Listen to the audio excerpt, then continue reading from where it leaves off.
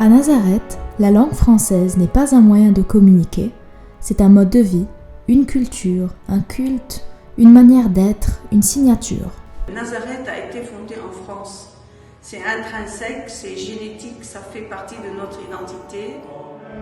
Cette histoire d'amour entre la langue française et Nazareth remonte à 200 ans, date de la naissance de la fondation des religieuses de Nazareth en France, au prieuré de Montléan à Montmirail, le 3 mai 1822.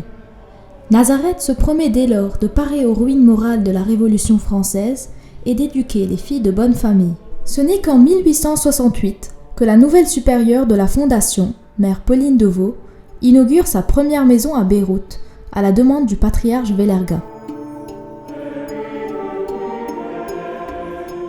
Elle loue donc une grande maison appartenant à la famille de Frege, qui porte le nom rêveur de Châteaubleu, et c'est là qu'elle y accueille ses premières élèves.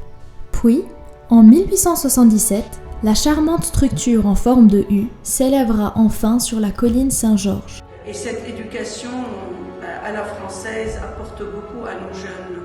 Nos jeunes sont très distingués. C'est une éducation complète, totale, humaine, humaniste, ouverte à la culture, ouverte à la personne, au respect, aux valeurs.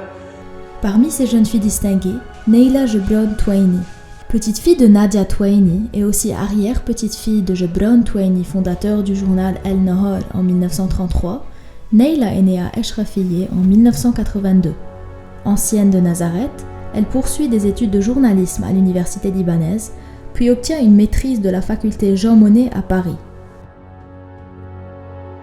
Nazareth, c'est toute une formation, c'est toute une vie. On se sent en famille, on se sent dans un établissement où on est très bien pris, l'attention qu'il y a, le follow-up qu'il y a, les maîtresses, la direction. Les jeunes garçons anciens de Nazareth gardent aussi précieusement comme une relique le souvenir de chaque allée, de chaque cours, de chaque professeur.